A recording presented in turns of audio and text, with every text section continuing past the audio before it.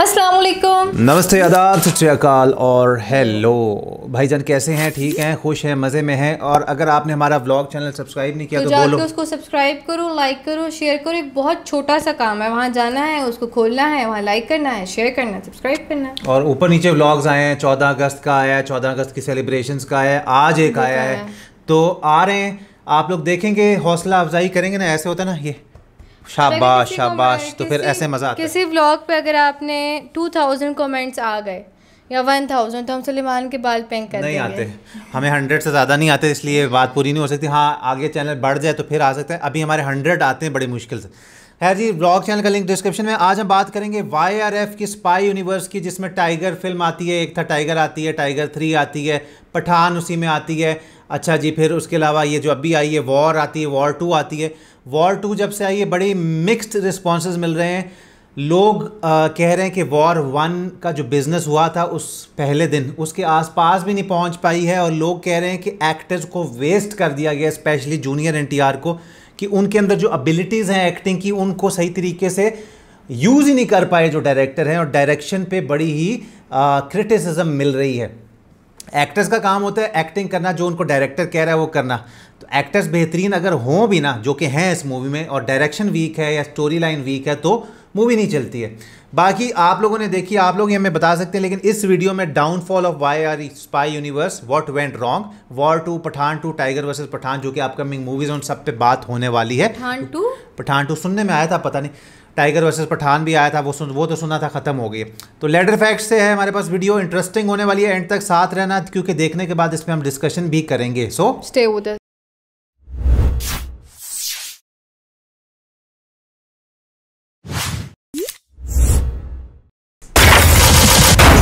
साथ चलना होगा, जिंदा या मुर्दा। उस्मान, अगर तुझ में दम है तो तू अब मुझे रोक के दिखा। आपको क्या लगता है? Then remember what I taught you, Khalid. मौका मिला तो गोली चला देना, सोचना मत। मैं नहीं सोचूंगा। गद्दारी से बदतर मौत नहीं होती एक एजेंट के लिए। Welcome to Pakistan. Indian cinema का इकलौता ऐसा यूनिवर्स जो अपनी 5 फिल्मों से 2900 करोड़ का वर्ल्ड वाइड कलेक्शन पोस्ट करता है। और इंडिया की बड़ी बड़ी franchises like Baahubali, Pushpa, cop universe, LCU, PBCU या किसी भी दूसरे यूनिवर्स को कहता है बाप को भेज। एक ऐसा यूनिवर्स जो बिना बजट की परवाह किए सलमान, शाहरुख, ऋतिक रोशन और अब तो जूनियर NTR जैसे सुपरस्टार्स को भी साथ ले आता है। इंटरनेशनल शूटिंग्स के लोकेशन हो या फिर हॉलीवुड को कॉपी करना, मेरा मतलब हॉलीवुड को भी एक्शंस में गर्दन टू गर्दन कॉम्पिटिशन देना, ये सब कुछ स्पाई यूनिवर्स में ही संभव हो पाता है। लेकिन स्पाई यूनिवर्स को ऑडियंस अब तक इसलिए गरियाती थी कि ये लोग हर फिल्म में पाकिस्तान की गुद्दी लाल करते थे, हर बार विलन्स पाकिस्तान के होते थे। और हमारे एजेंट्स लाइक पठान, टाइगर की मासूका भी पाकिस्तान से ही होती थी। इवन टाइगर जिंदा है में तो रॉ एंड ISI एजेंट मिल के साथ में ऑपरेशन करते हैं। और टाइगर 3 में हमारा एजेंट टाइगर यानी कि सलमान भाई पाकिस्तान को भी बचा के चले आते हैं। What? दूसरी शिकायत ये होती थी कि ये लोग फिजिक्स की ऐसी लेते हैं कि फिजिक्स वाला भी वल्ला वल्ला चिल्लाने लगते हैं। लेकिन वॉर 2 में भाई YRF वालों ने दूसरी शिकायत खैर जाने दो, लेकिन पहली वादी पे जरूर ध्यान दिया। फिर भी ऑडियंस और सिनेमा के पंडित साथ ये क्यों कह रहे हैं कि इस फिल्म ने स्पाई यूनिवर्स की नींव ही हिला दी, उनकी लेगेसी खराब कर दी। इवन टाइगर 3 को एवरेज कहने वाले भी अब वॉर 2 के सामने उसे मास्टरपीस बताने लगे। इतना ही नहीं, डे 1 में वॉर 2 ने अपने ही प्रीक्वल वॉर के नंबर को ब्रेक करना तो छोड़ो, 6 साल बाद आज उसे टच भी नहीं कर पा रही है। डे 1 में जहां वॉर ने 53.35 करोड़ का कलेक्शन किया था, तो वही आज वॉर 2 2025 में 51.25 करोड़ का कलेक्शन कर पाती है। तो क्या मान लिया जाए कि इंडिया की सबसे बड़ी यूनिवर्स के एल लग चुके हैं और उनका डाउनफॉल स्टार्ट हो चुका है? और अगर ऐसा है तो फिर इनके upcoming projects like Alpha, Pathaan 2, Tiger 4, Tiger versus Pathaan, ये सारी क्या सेल्ड होने वाली है? तो आज की वीडियो में भाई स्पाई यूनिवर्स का पूरा चिट्ठा खोल के लाया हूँ। और उसके फ्यूचर पे तो बात करेंगे ही, लेकिन उन मिस्टेक्स की भी बात करेंगे जिन्हें सब कुछ जानते हुए भी आदित्य चोपड़ा नहीं रोक पाए। अब देखो, वीडियो में काफी डिटेल्ड वे में बात होगी, तो वॉर 2 के स्पॉयलर्स के दाग तो वीडियो पे रहेंगे, लेकिन ये दाग वीडियो के लिए काफी अच्छे भी होंगे। हाँ, तो पहले वॉर 2 पे बात करते हैं, फिर स्पाई यूनिवर्स के फ्यूचर एंड डाउनफॉल एग्जाम्पल पे भी बात करेंगे। तो वॉर 2 की कहानी स्टार्ट होती है one of the best raw agent यानी कि अपने कबीर धालीवाल यानी कि ऋतिक की एंट्री से, जो कि काफी सालों से गायब चल रहा है और उसके ऊपर एलिगेशन है कि वो इंडिया के अगेंस्ट कॉन्स्पिरेसी कर रहा है। ऋतिक की एंट्री काफी बवाल टाइप की होती है, जहां वो एक जापानीज बॉस को मारने के लिए जाते हैं और होती है कटाना से फाइट। अब इंडिया का अगर सबसे बड़ा रक्षक ही उसका सबसे बड़ा भक्षक बन चुका है तो फिर इंडिया को कौन बचाए। इवन वो अपने मेंटर यानी कि कर्नल लूथरा यानी आशुतोष राणा को भी पॉइंट ब्लैंक पे शूट करता है, लेकिन कबीर ये सब कुछ खुद कर्नल लूथरा के कहने पे कर रहा होता है। इवन उन्हें मारने का प्लान भी इसी मिशन का एक हिस्सा होता है। इधर सबको लगता है कि कबीर इंडिया का सबसे बड़ा दुश्मन है और सबको पता होता है कि स्पाई यूनिवर्स के रॉ में कबीर जैसा एजेंट कोई दूसरा नहीं है, फिर चाहे वो टाइगर हो चाहे फिर पठान। लेकिन कबीर के लेवल का एक और बंदा इन्हें मिल ही जाता है और वो होता है ऑफिसर विक्रम यानी कि जूनियर एनटीआर। कबीर जिसे लड़ रहा होता है वो होता है कली, जो कि कोई इंसान ना होकर एक ग्रुप ऑफ पर्सन होते हैं जो कि अलग अलग कंट्री से होते हैं, जैसे कि रसिया, पाकिस्तान, इंडिया, बांग्लादेश एक्सेट्रा। मतलब भाई इल्यूमिनाटी टाइप कॉन्सेप्ट। और मैं पक्का कह सकता हूँ कि ये कली कल्कि वाला कॉन्सेप्ट कहीं ना कहीं मेकर्स ने कल्कि 2898 एडी की सक्सेस से इंस्पायर्ड होकर ही डाला है, क्योंकि भाई कितनी बार पाकिस्तान को पेलेंगे ये लोग। खैर कहानी में हमें आगे पता चलता है कि जूनियर एनटीआर और ऋतिक बचपन के लंगोटिया यार हैं, लेकिन बाद में आगे चलकर ये एक दूसरे के दुश्मन बन जाते हैं। और कबीर जहाँ देश के लिए काम करने के बावजूद पूरे इंडिया के नजर में एक देशद्रोही होता है, क्योंकि उसे कली की टीम में एंट्री लेके सारे राज जो पता करने होते हैं। तो वही जूनियर एनटीआर जो कि कहने के लिए तो एक जाबाज ऑफिसर होता है और कबीर से भिड़ने जाता है, लेकिन असली ट्रेटर वही होता है। अब दोनों जिगड़ी दोस्त यानी कि कबीर और विक्रम एक दूसरे के दुश्मन कैसे बनते हैं, कहानी के एक छोटे से प्लॉट को खींच के 3 घंटे की कंप्लीट फिल्म बना दी जाती है। सिनेमैटिक लिबर्टी के नाम पे भाई क्या क्या नहीं करते ये लोग। लिटरली यूसीएबी ड्रोन से जूनियर एनटीआर लटक के चले जाते हैं पायरेट्स को खत्म करने। ऊपर से ट्रेन पे धड़ाम से कूदना हो या फिर कार को पुष्पक विमान बना देना। वॉर 2 में सब कुछ पॉसिबल होता है। जब 100 लोग गोलियां चलाते हैं तो आसपास में खड़े सारे लोग मारे जाते हैं, लेकिन अपने हीरो और विलन को गोलियां छूती भी नहीं। बॉम्ब ब्लास्ट होने से भी भाई इनको 1-2 खरोच आती है बस। मैं कहूंगा कि वॉर 2 के स्क्रीन प्ले में आदित्य चोपड़ा एंड श्रीधर राघवन ने लिटरली मूड दिया है, एक चाइल्डिश रिवेंज वाली स्टोरी डाल दी है, वही बच्चों वाली ईगो क्लैशेस के साथ। ऊपर से हर जगह ग्रीन स्क्रीन यूज करना मतलब काफी पैथेटिक लगता है। Despite the massive budget the visual effect feel inferior in several places. और इस बारी में हमेशा की तरह स्टोरी के बजाय स्टार पावर से फिल्म चलाने की पूरी कोशिश की जाती है। जूनियर एनटीआर को देखकर लगता ही नहीं कि इसी बंदे ने आरआरआर जैसी फिल्म की थी और सिनेमा में एक ऐसा डुओ परफॉर्मेंस का बेंचमार्क सेट किया था जो कि आज भी बहुत बड़ा एग्जांपल। इसलिए वॉर 2 पूरी तरह से ऋतिक रोशन के कंधों पे आ जाती है और वो उस असाइनमेंट को समझते हैं। एक्टिंग, एक्शन, डांस हर चीज में अपना बेस्ट देते हैं। तो आप कह सकते हो कि war 2 is a mixture of Animal, Pathaan and animation characters of superhero. ऐसा लगता है कि भैया एक पैन इंडिया फिल्म बनानी थी तो एक सुपरस्टार साउथ से पकड़ना है, एक नॉर्थ से पकड़ना है, फिर स्पाई यूनिवर्स का स्टैम्प तो है ही, तो वही पुरानी स्पाई यूनिवर्स वाली फॉर्मेट पे एक और फिल्म बना दी। और एक्शन एंड स्टोरी की टेंशन क्यों लेनी भाई, हॉलीवुड है ना, तो छाप दो mission impossible, James bond, fast and furious, kill bill वगैरह। प्लॉट ट्विस्ट की किसको पड़ी है, भर भर के स्टंट सॉन्ग्स डाल दो और उससे भी ना हो तो मस्त बिकनी सूट रख दो, लौंडे तो आ ही जाएंगे फिल्म देखने। कैसी लगी? यार अडवाणी सब में बढ़िया थी। और उनका बिकनी सीन कैसा था? वो सब में बढ़िया था। वो सब में बढ़िया था। हाँ। तुम अभी इसी चीज के लिए तो गए थे देखने।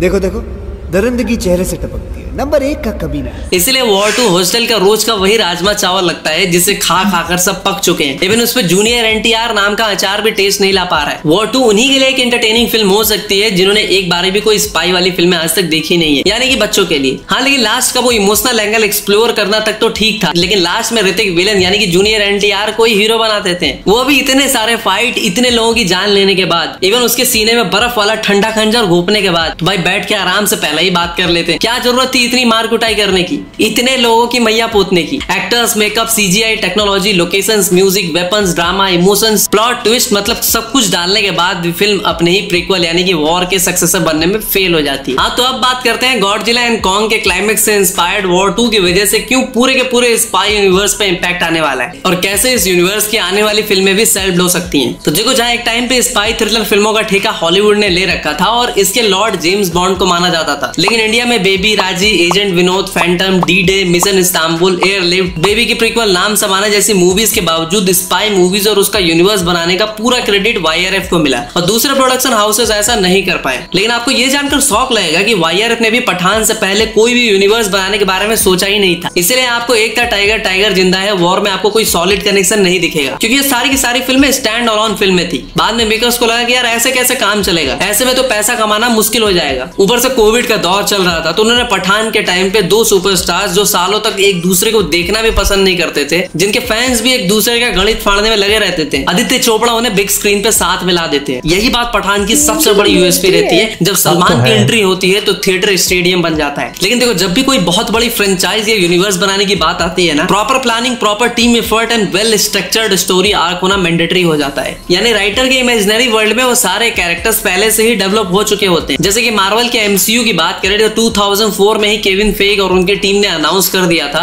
कि वो हॉलीवुड की सबसे बड़ी यूनिवर्स लेकर आ रहे हैं। और फेज 3 तक उनकी जितनी भी फिल्में आई थी, मेरा मतलब कि बिफोर 26 अप्रैल 2019, मतलब कि एवेंजर एंड गेम से पहले, वो सारी की सारी फिल्में ऐसी ही नहीं थी। इसलिए एंड गेम में कोई भी कैरेक्टर इररिलेवेंट नहीं लग रहा था, क्योंकि मेकर्स का विजन बिल्कुल क्लियर था कि वो क्या लेकर आने वाले हैं। लेकिन यहाँ स्पाई यूनिवर्स में फोर्स्ड कैमियोज वाली चीजें इजीली पकड़ में आ जाती है। मतलब समझ में आ जाता है कि फिल्म चलाने के लिए उन्होंने कैमियो घुसाया है और स्टार पावर को यूज करके ऑडियंस को थिएटर तक लाने की कोशिश की जा रही है। लेकिन ये स्टार पावर ही वाईआरएफ यूनिवर्स के लिए गले की हड्डी भी बन जाती है, क्योंकि अगर आप स्टार्स को लाओगे तो उनकी भारी भड़कम फीस भी साथ में आएगी। जैसे कि 400 करोड़ की वॉर 2 की बात करें तो 50 करोड़ प्लस प्रॉफिट शेयरिंग पर ऋतिक मान है। एनटीआर जूनियर 70 करोड़ ले गए। अयान मुखर्जी ने भी 30 करोड़ पता नहीं किस बात के चार्ज कर लिए। सिमिलरली टाइगर 3 के लिए सलमान खान ने 100 करोड़ चार्ज किया था और पठान के लिए एसआरके तो प्रॉफिट शेयरिंग वगैरह मिला के 200 करोड़ तक ले गए थे। मतलब स्पाई यूनिवर्स की फिल्मों के टोटल बजट का 70 to 80% सिर्फ स्टार की फीस में चला जाता है। बाकी बचे कुछ पैसे से फिल्म का बाकी काम पूरा किया जाता है। ऊपर से ये लोग फॉरेन लोकेशंस पे शूट करने पहुंच जाते हैं, जो कि और भी ज्यादा महंगा पड़ता है। फिर भाई आप ही बताओ कि वीएफएक्स एंड विजुअल आर्ट के लिए पैसे कहां से लाएंगे ये लोग। और इतने बड़े स्टार्स को लेने से एक और बड़ी दिक्कत होती है, और वो है स्टार्स की अवेलेबिलिटी को लेके। जैसे कि एसआरके को ही देख लो, उन्हें कुछ खास नहीं पड़ी पठान 2 को लेके। ऑलरेडी फिल्म को आए 2 साल हो चुके हैं और ये सारे स्टार्स कहीं ना कहीं अपने 60s में ही है। तो आपको लगता है कि स्पाई यूनिवर्स के एंड गेम तक ये लोग उस लायक बच पाएंगे?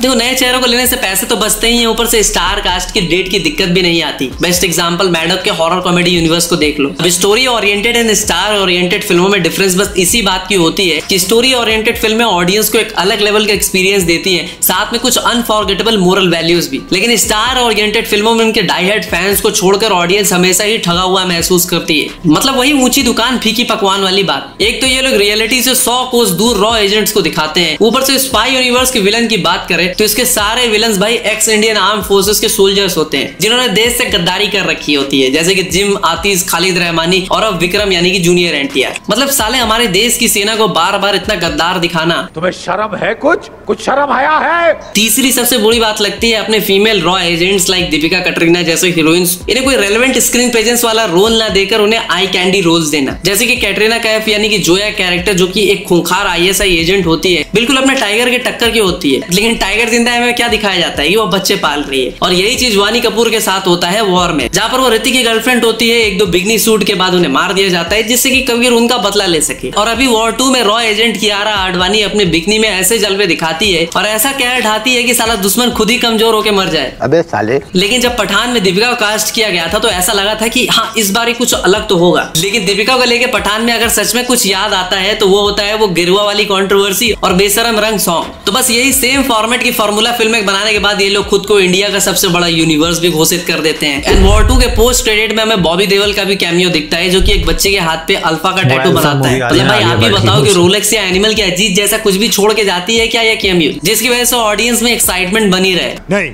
और बस इन्हीं कुछ रीजंस की वजह से मैं कह रहा हूँ कि स्पाई यूनिवर्स को पब्लिक जल्द ही बाय बाय कहने वाली है। और इनकी आने वाली फिल्में like Alpha, Pathaan 2, Tiger versus Pathaan, Tiger 4, इनमें से कुछ फिल्में सेल्फ्ड हो सकती हैं। आपको क्या लगता है स्पाई यूनिवर्स वालों को और किन किन चीजों पे सुधार करना चाहिए? मैं भी बात करूंगा। देखिए, सैयारा मूवी आई, वाईआरएफ की थी, 25 करोड़ में बनी। नए स्टार्स, नए चेहरे, उनकी फीस भी इतनी ज़्यादा नहीं, उनकी अवेलेबिलिटी भी रहती है जैसे इन्होंने बोला। और उसमें मैं क्या देख रहा हूँ कि ये ग्रीन स्क्रीन बहुत कम यूज़ हुई है, ज़्यादा लोकेशन। अभी आप बहुत सारे लोग ना, शुरू में ट्रेलर जब से आया वॉर 2 का, लोग बोल रहे थे यार कि वीएफएक्स बहुत ख़राब है, और इन्होंने भी बोला ग्रीन स्क्रीन का इतना इस्तेमाल है। वो पता है, जब आप ग्रीन स्क्रीन आप देखोगे ना और साथ ही साथ आप नेचुरल लोकेशन देखोगे तो आपको एक ऐसा इंसान जिसको पता भी नहीं है ग्रीन स्क्रीन क्या है, वीएफएक्स क्या है, उसको भी कुछ अजीब सा लगेगा क्योंकि ग्रीन स्क्रीन थोड़ी फेक होती है अनटिल एंड अनलेस बहुत ही अच्छे लेवल का हॉलीवुड लेवल का वीएफएक्स। दूसरी बात हमने पहले ही बोली थी कि एक्टर का कसूर नहीं होता, कसूर होता है जो मूवी डायरेक्ट कर रहा इसमें वो बोल रहे हैं ना कि 2 स्टार्स हैं उन्हीं के कंधों पे मूवी डाल देना ये गलत है। स्टोरी भी तो हो, पूरी मूवी कह रहे हैं उसी में गुजार दी कि क्यों दोनों में दुश्मनी। अब देखो सियारा क्यों चल रही है, क्योंकि वो एक रोमांटिक मूवी है, लव स्टोरी है, स्टोरी है उसमें सिद्धार्थ की आ रही है परम सुंदरी, उसमें भी सारी रियल लोकेशंस हैं। जितना बड़ा स्टार होगा करोड़ों में उसकी 100 करोड़ 50 करोड़ फीस होगी, मूवी का बजट ऊपर जाता रहेगा और एक प्रेशर डायरेक्ट प्रोड्यूसर पे भी आ जाता है कि यार उतना बजट तो रिकवर करना ही करना है। बड़े स्टार्स को आप लो लेकिन फिर आपको जब तक पता नहीं है कि यार स्टोरी मेरी दमदार है, डायरेक्टर मेरा दमदार है और इस मूवी मतलब ये कुछ ना कुछ मैं कर पाऊंगा जैसे पहले बॉलीवुड मूवीज बनाता था। अब हम सबको पता है कि एनटीआर कितने अच्छे एक्टर हैं, बहुत जबरदस्त एक्टर वो तो हम सबको पता है। मूवीज देखी हैं, हमें ऋतिक रोशन का पता है कि वो कितने अच्छे एक्टर हैं, लेकिन इस मूवी में हुआ क्या है कि उनको डायरेक्शन मतलब उस तरह से नहीं, डायरेक्शन नहीं थी उस तरह से, स्टोरी उस तरह से नहीं थी, वीएफएक्स खराब था। वो बता रहे हैं इतनी ऊपर से छलांग ट्रेन पे मार रहा है हीरो, कुछ भी नहीं हो रहा, बम फट रहा है, कुछ भी नहीं हो रहा। तो ये सारी चीजें वो बोल रहे हैं। मुझे ये समझ आती है ऑडियंस को देखे कि अब वो शायद इससे हट के मांग रहे हैं। हाँ, ऑडियंस अब वैसे भी एक्शन से पक चुकी है, फुली एक्शन मूवीज से, बीच बीच में रोमांस भी डालो, कॉमेडी मूवीज भी लाओ। अब यार सियारा मूवी में जो थे चलो ठीक है, वो जो अनन्या पांडे के कजन थे, लेकिन वो अपने ओन पे आए ना, अब उनकी मूवी लोग धड़ाधड़ लोग सबसे बड़ी बात है उसमें कुछ स्टोरी था, कुछ कनेक्शन था लोगों का, यंग यूथ को टारगेट किया था, यूथ उससे कनेक्ट कर पा रही थी। मूवी में कनेक्ट नहीं होगा ना तो जितना भी करोड़ों लगाया मूवी चलेगी नहीं। अब देखो एनटीआर की मूवी आई थी RRR, वो कितनी सुपर डुपर ब्लॉकबस्टर, क्योंकि वो राजा मौली SS राजा मौली की थी और उसमें स्टोरी वो हर चीज़ पे काम करते हैं। तो अच्छी स्टोरी अच्छा डायरेक्शन जब तक नहीं होगा, जितना भी पैसा लगा लोगे कोई बड़े से बड़ा एक्टर कुछ नहीं कर पाएगा, इसलिए एक्टर्स को हम दोष नहीं दे सकते हैं। बाकी ये स्पाई यूनिवर्स आगे चलेगा नहीं चलेगा ये हमें नहीं पता, आप बताइएगा। पठान वर्सेस टाइगर तो वैसे ही शेल्व हो चुकी हुई है, अल्फा आनी है आलिया भट्ट शर्वरी की, देखते हैं वो आती है कब आती है, कैसा काम करती है। आप बताएं आपको कैसी लगी वॉर 2 और आपको क्या लगता है कि स्पाई यूनिवर्स का फ्यूचर क्या होने वाला है। अच्छा लगा वीडियो तो लाइक शेयर सब्सक्राइब करना, इंस्टाग्राम पे फॉलो कर लेना, ब्लॉग चैनल को कर लेना सब्सक्राइब। मिलेंगे कल एक और वीडियो के साथ, तब तक के लिए अपना ढेर सारा ख्याल रखें।